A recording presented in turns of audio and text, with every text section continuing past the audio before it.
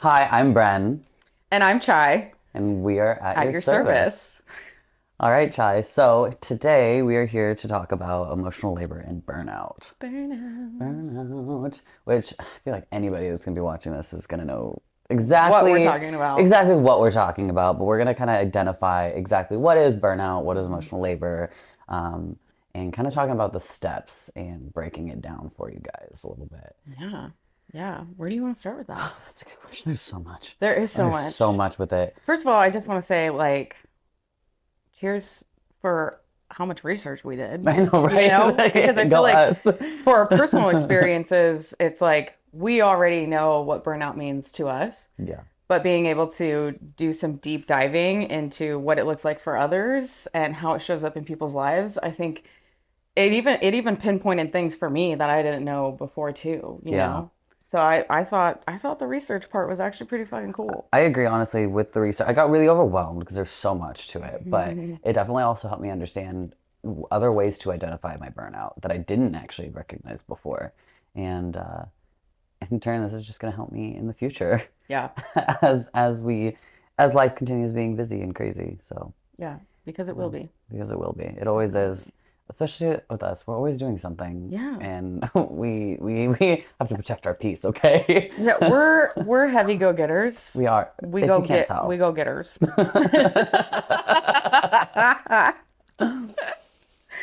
All right. Well, I guess we could start off with just kind of talking about what is burnout exactly.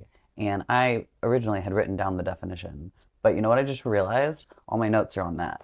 All my My notes phone. are on that too. So we're winging this without our research. Yeah. But you know what? That's okay That's fine. It makes it more because I feel fun. like let's talk about what burnout is for us, right? I Because like that. we're speaking to people who are in the service industry and we know all about that. We do. So I think it's a little bit more relatable if we just define what burnout is to us. Yeah. And then we could put this shit in the notes in the little comment section, I like give the that. people the resources. Yes, You know what I mean? which I would like to mention at the end of this video, there will be some hyperlinks for some resources, and I'm putting together some sorry.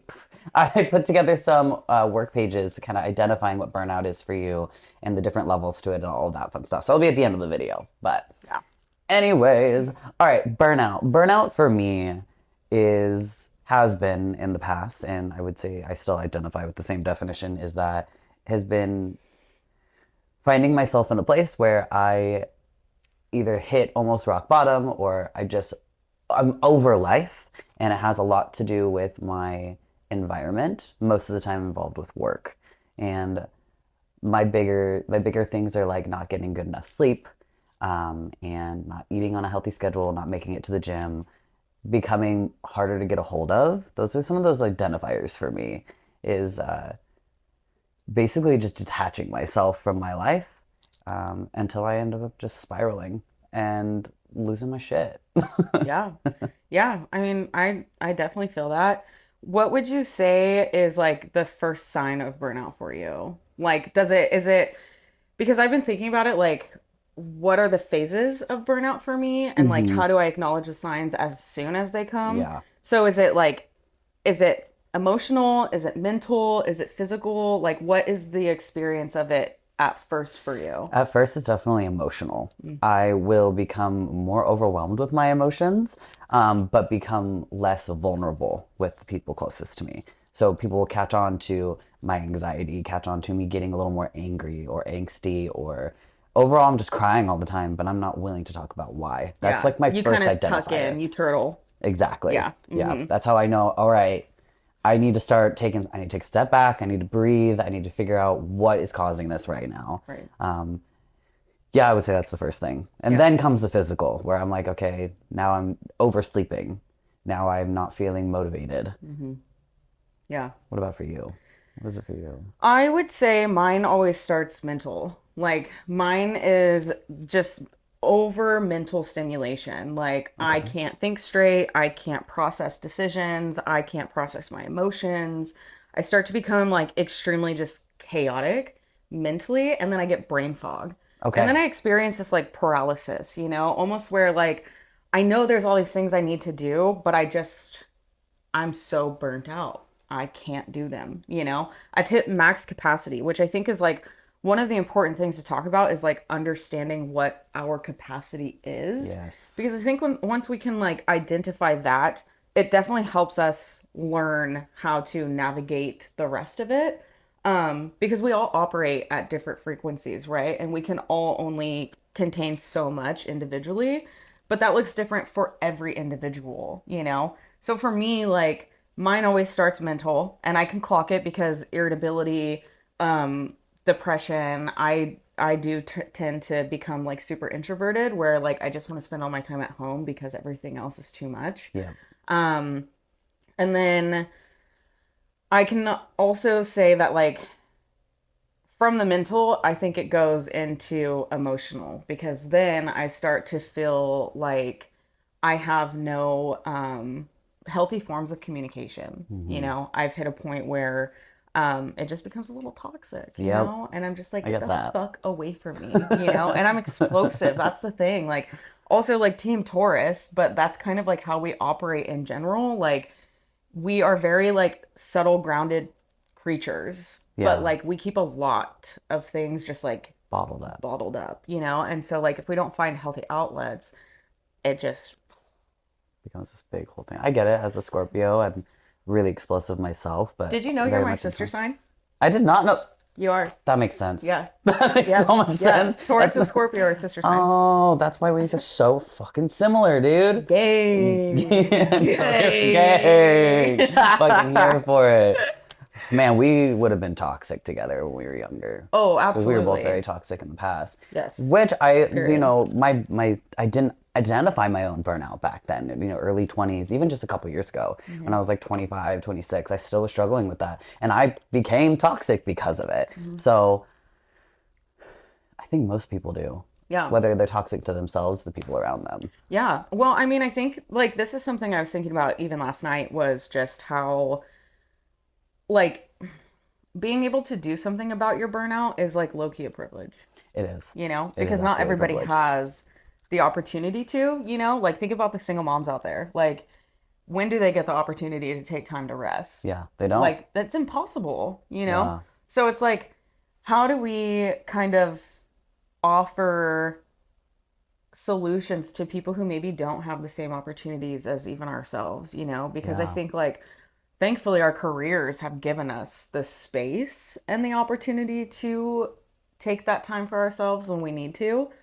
But I do seriously find that like not a lot of people actually have the same opportunity in that sense. No, I agree with that Yeah. entirely. And I didn't even I've thought about that, but I didn't really deep dive into that on my own thought process. So Mhm. glad we're touching base on that because my mom was a single mom, for a majority of my childhood. And she had lots of burnout problems that I now recognize as an adult. That was why those weeks or those months when things were really rough with my mom, I get it now because Yeah. she didn't have that time. So, man, yeah, I think having the resources on the video will help a lot. But Yeah. what do you think? Because I didn't really think about that. What are some other resources other than the actual physical resources we're going to be giving? But I mean, I think the biggest one, like, because same, you know, my mom was very similar in that way, where she was a single mom, she had four kids, like, we're all different ages. Like, I'm the oldest of all of them by 10 years.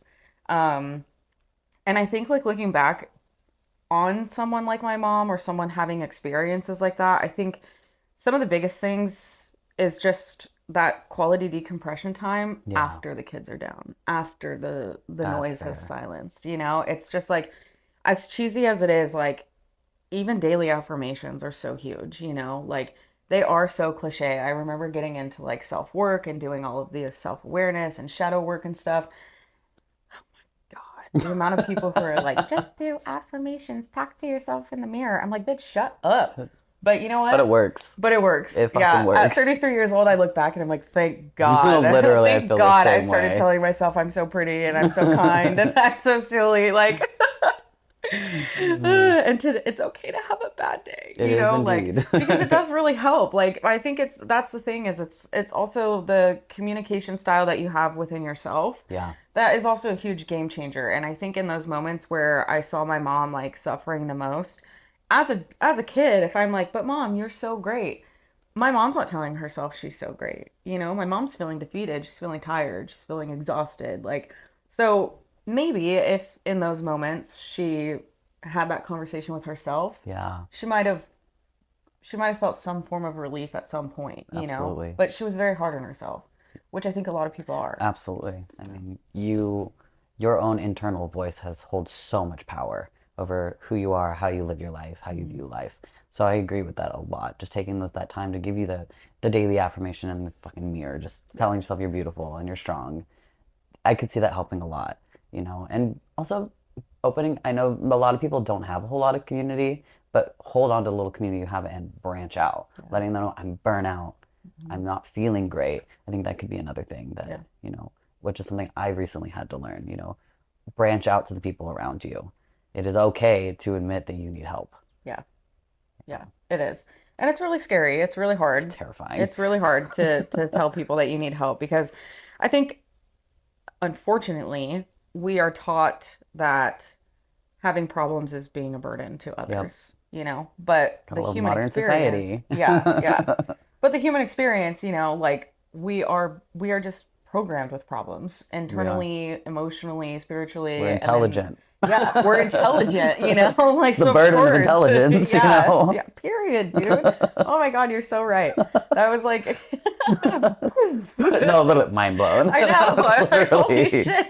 That's the burden of intelligence. Like, that is such a good line right there, Thank you you. know? Thank you. But fucking facts. Like, it's that right there. Like, we are such intelligent creatures. And so we're constantly absorbing information. We're constantly recircling through different experiences. Like, and so, you know, like, leaning on people and saying, like, hey, I'm just like not good right now. Like, it as scary as it is, like there are people out there who are more than happy to be like, hey, I'm right here with you. You know, Yep. we're in this together.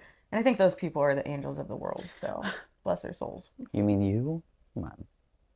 You're No, the same. I'm You do that for all Satan. of us here. All right, take it back. I'm the devil.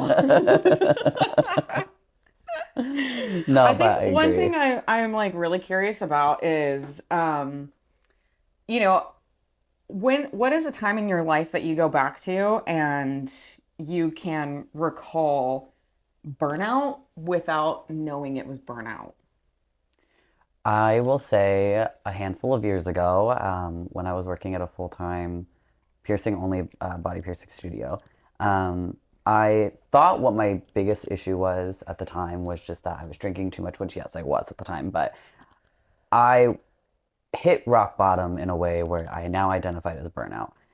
But I thought it was just simply me. I thought that I was just problematic. I thought that maybe I wasn't meant for this industry. Maybe the abusive people in my life were right, and I just really was not suited to this. But now I realize it was definitely just burnout. It was like the emotional labor because I put so much energy into my piercing clients that I was spending 6 to 7 days a week just hyper focused Hmm. on the business, on work, on being a counter manager, on top of being a piercer, on top of social media management, for an entire business, not just for myself like I do now. And I look back on that now and I'm like, man, if I just would have identified it as burnout, I could have taken steps to being healthier and made it work longer. Hmm. Obviously, there's a lot of other reasons that I made the decision to leave, but realistically, there was a good 7 months or so there where I was just burnt out. Yeah. And I didn't even know I had experienced burnout before. I knew what burnout was, but it was the first time I'd experienced burnout for that long because I'm passionate and I didn't want to just give up. But I did end up becoming emotionally detached due Yeah. to that burnout. I became that person that some of my clients would start to feel like I didn't care. Even though I did, I just didn't have the spoons to Yeah. give that energy. And yeah, that was just a little over 2 years ago, Hmm. or just about 2 years ago. So, Yeah. which is crazy because recently I've been hitting a point where I'm like, okay, I've been burning myself out a little bit and recognizing that, oh my God, I'm burning myself out. I need to lessen my amount of days that I'm working, or I just need to take a whole day off just to go run around the forest, be Yeah. alone, turn my phone off. And That part. the night and day difference is really crazy, Yeah. and I will say a lot of that has to do with the community that I'm around now, as well as, I gave myself permission to feel my own feelings and to acknowledge and recognize that sometimes I can't do it all. I'm not sometimes, most of the time. I can't do it all. Like, yes, I've been known to be Captain Save a Ho, and I want to always bring people up with me. And I've also been told I overwork myself like a workhorse. And those are things I admire about myself, but I have to remember that I have to give myself the room to step back from that and let other people be that role for me. Yeah, So, period, dude. Yeah, fully understand that. yeah, Yeah. I think one thing you just said is because this is like something I did read while researching burnout is passionate people tend to be the ones to burn out first. And I think that's so true. And I think coming from both of our backgrounds and our industries, it's so easy to get caught up in that because it we are is. passionate human beings, you know? Like we want to make sure that the client is happy, that the experience is great, that we have enough knowledge and education, that we're making sure we're not only educating the people around us, but also educating our clientele, making sure we're expanding ourselves. Like all of these things we're putting into our careers and the success of it, it can be exhausting, It can. especially because it's all on It you, you is. know? And so I do find it so common, especially, you know, after owning two studios, working with so many different artists, being inside other people's studios, I have seen so many artists struggle with learning what boundaries are, learning how to say no to certain people, learning how to face conflict head on without thinking it's going to turn into this huge problematic issue, you Yeah. know? There's a lot of pressure that we have as people who work in service industry, you know? And a lot of the time, there's no way out, you know, even for retail workers, bartenders, hairstylists, No. none of them have a way out. That is you are working under the expectation and standards of the people you serve. Yep. So therefore, you have a certain bar to meet, you know? Yeah. And I think that's the thing that maybe sometimes sets certain people apart is like, I also have my own bar to meet, you know? Because Absolutely. I could walk in and not give a shit. I could walk Yeah. in, sit down, do a tattoo, call it a Well, a day. lot of people do. And a lot of people do.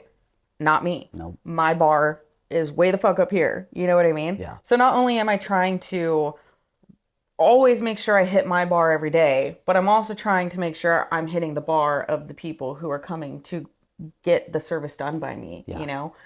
But again, passion. Like all of it starts with passion. Like I'm passionate about offering a good experience. I'm passionate about educating my clients. I'm passionate about studying the techniques that I do so that the skin heals properly, so that my clients don't have any issues with their healing process. Like all of those things. But then on top of that, I own an entire business You do. with other artists who work for themselves, who are navigating their own businesses, who are navigating their own clientele, you know? So it's like, I think one of the biggest things is learning your boundaries, Yeah. you know, and like understanding office hours, you know, like when I'm here and I'm at work, I'm here and I'm at work and I'm present. But something I've learned, and I carry a lot of guilt. I think that's one of the biggest things is I carry a lot of guilt, especially recently with the year I've had, is I used to answer every text, every DM, every inquiry, every email. Like I used to just constantly work, work, work, work, work, even when I wasn't at work. And one of the biggest things I think helped me navigate through my burnout and kind of taking a step away from that was turning off the clock, Yes. you know? And now I only work in a way that, like, I always work. I'm always working, right? It's how it is working 24/7. Exactly, right? Like you get it. Yes, Like I do. you're always working too. But there's different levels of that Yes. work. One can be very draining and the other can be fulfilling. Absolutely. So the work I do at home, I find fulfilling. It's when I'm designing, it's when I'm being creative, it's when I'm actually tapping into the outlet and not the thing that is like all consuming, you Yes. know? And that's where the burnout kind of starts to release, where I'm like, oh, okay, I'm like pouring back in, but I'm still serving. Because that's the thing is like, I like to serve. I like to serve my community. I like to serve my team. I like to serve the people in my life. And so, like, being of service gives back to me and like refuels me, but there's a very fine line, There is a very very fine fine line. line, you know? Yes. So, It's really, really easy to end up tipping into one side a little too much, you know. yeah. I agree. I recently had to like sit with myself because, picking up with piercing here, like I'm feeling really good about the pace that I've been at. And I've been thinking, okay, how can I do better? How can I could do better? And I did find myself just a couple weeks ago asking, okay, Am I pushing myself a little too far? Am I replying to clients too early in the morning or too late at night? Am I hyper focusing too much on my marketing, like at home? Should I be doing it more at the studio? And it feels really strange to say that I asked myself those questions, because a year ago I wouldn't have asked those questions. And I did a couple weeks ago decide, yes, I have been doing too much, Yeah. and my schedule was shifting anyways. And I was like, I'll start just hyper focusing on that inside the studio. Oh no, I had 3 days where I was booked back to back, so I didn't get to work on that. Okay, then I can take some time at home. Yeah. But that's where you have to, that fine line is, because even then I'm gonna have weeks where it is crazy busy, so I am gonna have to work on that marketing stuff at home, and then I'm gonna approach burnout again, and I'll have to reassess all over again. It's like, okay, do I need to cut my hours at work, like my bookable hours, so I can focus on that at work? Yeah. So I agree that's such a fine line to tip over easily. I always find one thing that I do quite enjoy doing from home, that I'm trying to find the balances, is replying to clients. Because sometimes there's a piercing emergency and I have to get on there and I have to talk them through it. But most of the time they just want to ask me questions. And one of my favorite things is talking to my clients, kind of working out, what is the vision? Do we want a special order jewelry? All of that. But I also have to remember I am taking time from myself at home having these conversations. So that's something currently I'm working through, so I don't burn myself out. And that's a part of just working 24/7, and like you said, being passionate. And I think that even not, in any service job, you are always going to have to be reassessing all the time, so you're not hitting burnout. Yep. It's not just a one and done thing. There I are agree. steps that can be taken to help prevent it, but you're always going to have to reassess. Yeah, I was thinking like it's a constant cycle, It's never going to stop, especially as long as you're working for yourself or you're working within these industries. There's always going to be a cycle and a recycle and a cycle and a recycle, Yep. And also the events in your life that are taking place at the time that you need to reassess, Yes. like because I feel like this year for me alone, like I've had to reassess like 4 different times, But again, going back to capacity, like my capacity is usually like huge. Mm-hmm. I can take on so much. But when I'm dealing with grief and loss and changes and my entire world and environment shifting, that capacity shrinks so Yes. fast, Mm-hmm. because my attention is now somewhere completely different. And I think that's one thing that I have been so grateful for is I've worked really, really hard on building a clientele that really understands me as a human, Yes. So they're kind, they're gracious, they get it. They know that life happens. They know emotional shit comes up. They understand mental health. And I think that's one thing that to pinpoint how we can offer solutions is to redirect the relationships that you have, if that is within your control. Yes. If it's in your control, you can kind of re-steer the direction of who is coming into your world. Because although these people are strangers, I feel that I'm very vocal about who I am Mm-hmm. on the internet, Absolutely. and so people have a sense of who I am. So it's like, even if my client needs to reschedule or they're going through a lot, I'm like, don't sweat it, dude. Like, hit me back when you're ready, Mm-hmm.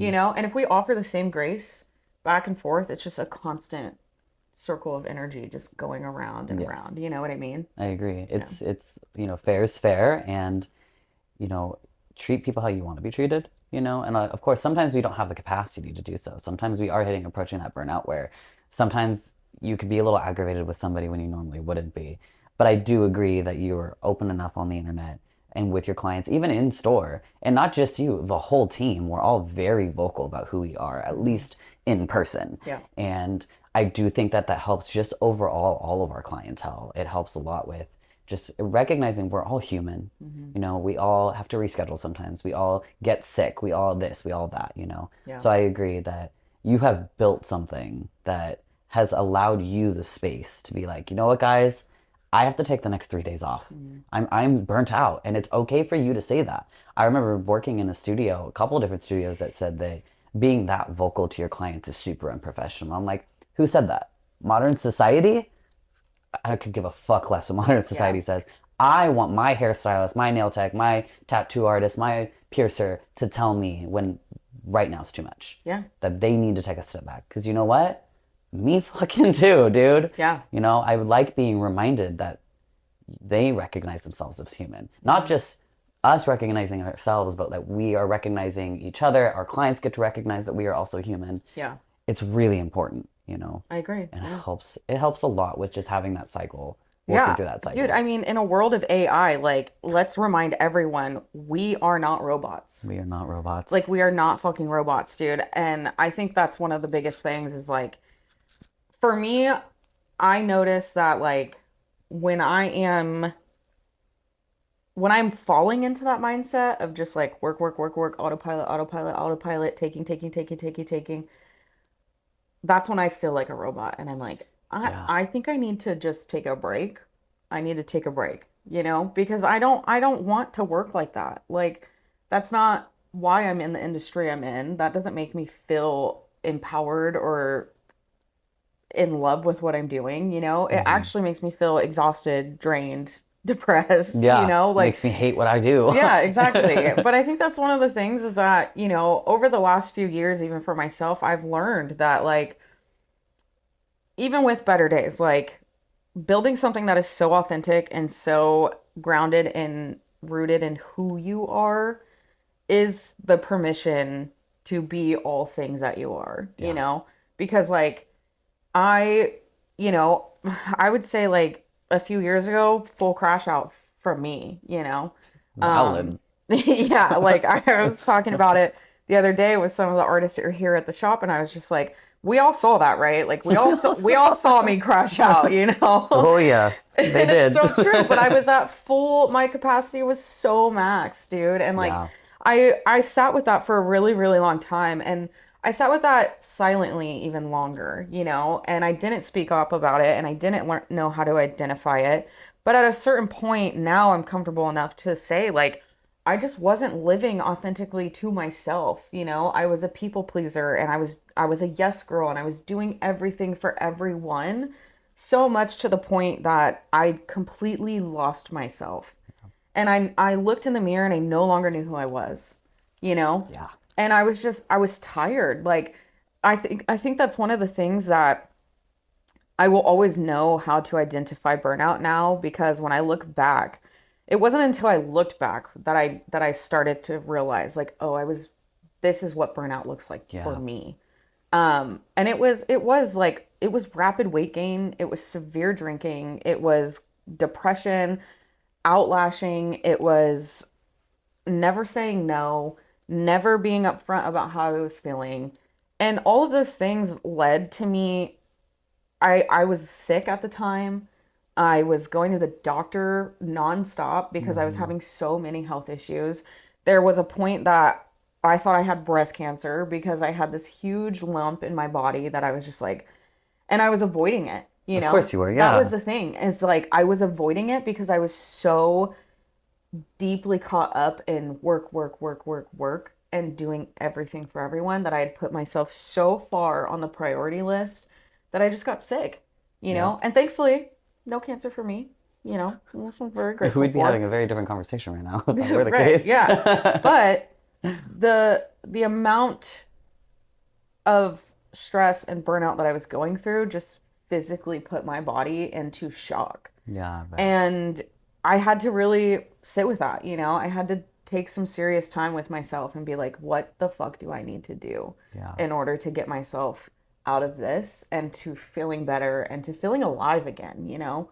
Because I think that was the other thing too, is like I just went so numb just to everything and everyone. Like I became less empathetic, I became less kind, I became more impatient. Like I wasn't the person that I had known myself to be. Yeah. And, you know, I think that was another thing is that all of that led to this huge blowout for me where I had gotten extremely fucking drunk and lost it. Hey, I just that'll do it. lost it. And I think that's the thing is sometimes with alcohol, you give yourself permission that you wouldn't normally give yourself. Yeah. And that time I gave myself permission to explode. And then the repercussions of that were so in my face. I was like, okay, I need to be sober. And I Yep. went sober. I went sober for a whole year, which is the first time I had ever stopped drinking since I was like 12, Hell 13. yeah. You know? And I learned the most about myself than ever before. Yeah. And I've been a completely different version of myself since, you know. It's been awesome. That's awesome. But it's yeah, That's fucking awesome. It's it's hard. awesome. It's hard though. It is I will hard. It's admit, hard work. I've gone through back and forth of like drinking, not drinking, drinking and not drinking, among other things, not even just like overeating, not eating enough, Yep. going to the gym 6 days a week, going to the gym 3 days a week, not going to the gym at all, being just going through all these like addictions. Like I'm really addicted to my phone in like a work sense, but also in just I love to doom scroll sense. Yeah. And that's I would say is another identifier for me on my burnout is I will scroll too much. And identifying those patterns. Is that your way of like disassociating? Doom Yeah. scrolling? Yep. Okay. Doom Yeah. scrolling is 100% my way to dissociate. And dissociation is a really big factor when it comes to burnout. Yeah. Do you find that when you're doom scrolling, like, does your brain just go silent? Yeah. Okay. Yeah. Yeah, it So goes it brings completely like this silent. like surreal sense of like silence and peace. It does. Oh yeah. Absolutely. See, that's tough It's because tough. it's hard to get away from On that. the other hand, I have reading does the same thing for me No in a shit. healthier sense where it brings my really crazy, loud, fast-paced mind to a peaceful center where I will read for 6 hours and be like, holy shit, the sun went down. 6 hours? Oh my God, I have done it before. My guy. And that's another thing though, is that my healthier outlet rather than doom scrolling is reading. But when I'm approaching burnout, I'm approaching my dissociation, I'll go from a healthy amount of 1 to 3 hours of reading a day to that 6 hours. And that's me just escaping from reality at that point. Yeah. So it's like you can have a healthy outlet that becomes unhealthy as well. So which that really I just put that in perspective for myself, honestly. You're like, that actually just clicked in my brain. Wow. Well, I think that's like a that brings me to the point of like everything in moderation. Everything right? yes. Everything in moderation. Yeah, And everything's bad if you overdo it, you know? Exactly. Yeah. Yeah. We can always do too much of anything, which is a problem. And I think as humans, like we just naturally become obsessive over the things that we enjoy because it We provides do.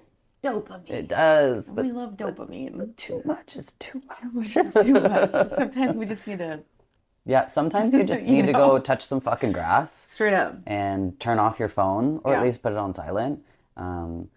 I really like. I really enjoyed like literally going out into the woods and leaving my phone in my car. But unfortunately, we live in California, Yeah. where now it's too hot. But if you're hiking, you should probably have your phone on you anyways. But that is one of my favorite things to do when I'm like, all right, none of my normal things that are helping me right now. I'm literally just gonna take a day. Yep. Because at that point it forces me to recognize, holy shit, I'm feeling the sun on my skin right now, and I feel like for the first time I'm actually living presently. Let's break that down. D, dog. Literally. Vitamin D, dog. Literally. But I agree. I mean, that's one of the things I do for myself a lot is I like to get outside. Like even if it's in my backyard, dude, like I like to just sit outside because the sun, bless its fucking soul. I feel so connected to like myself and the divine when I am outside in the sun, just like feeling alive, Yeah. and connected again. So yeah, I don't know. I find that it's just like interesting being somebody who works for yourself and going through burnout and the phases of it. And, when it comes to providing solutions, and I think this would be really cool too, is like maybe we invite some of our viewers to leave some comments in the comment Yes, section and I'd just love kind of that. tell us what their burnout looks like and what solutions they found to navigate through that, to bring themselves to a better place in life. Absolutely. Because yeah, all too often we don't really know it's happening until it's a little too late. So sometimes it's nice to be able to pinpoint those very small silent triggers before the big crash out happens. Absolutely. You know what I mean? I do. I agree entirely. I also think that I'd really like to do a couple of episodes on this, especially with our viewers commenting, even on our Instagram. You can even message us directly, just so we can kind of break those things down in a few other episodes. And we have a couple of friends that also are like, ooh, are you going to do more burnout? Because I'd like to be on there and talk about that. And I think that's because our goal is to provide a little bit of just community, is just kind of having multiple episodes where we talk about this and break it down, listen to other people's journeys. Because, we're all human. We're all here on our own journeys, and you don't have to be a service worker to understand what burnout means. Period, It yeah. just so happens that service work tends to have it the most because we are extending our personal lives and our own emotions into our work. But I would like to just touch base on it as much as possible, and I don't know. I feel like we'll learn a lot about ourselves along the way. I agree. I agree. Well, and I think that's like the fun thing about this podcast is not only are we having honest conversation, we're inviting other people into the conversation, but I think it's just informative all the way around and it offers perspective. And I think that's one of the best ways to grow is to share your perspective, listen to other people's perspectives, make room for it when, you're feeling closed off or just not open to those things. Just make space to listen, you Yeah. know? And I think we'll all learn a lot from each other, I agree. which will help us learn a lot about ourselves. Yeah, So, I yeah. agree 100%. Well, I think on that Yeah, on was that good. note, That I was think that great. was a great episode. So, I think so too. if you want to close out, we can close out, dog. Yeah, I think it's best. Just hold it right there. So we'll see you guys in the next episode when we talk. What are we talking about? Reclamation. Reclamation And- with man. Reclamation with your body and autonomy. That's what we'll be Yes. talking about. As you can tell, we don't know what the fuck we're doing. but- Reclaiming your body and autonomy. Yes, That was that's that was the subject. Yeah. That's the subject. We're gonna have our first guest. It's Yep. gonna be Ari. Very excited. So until then, we love you guys. We'll catch you next We time. will.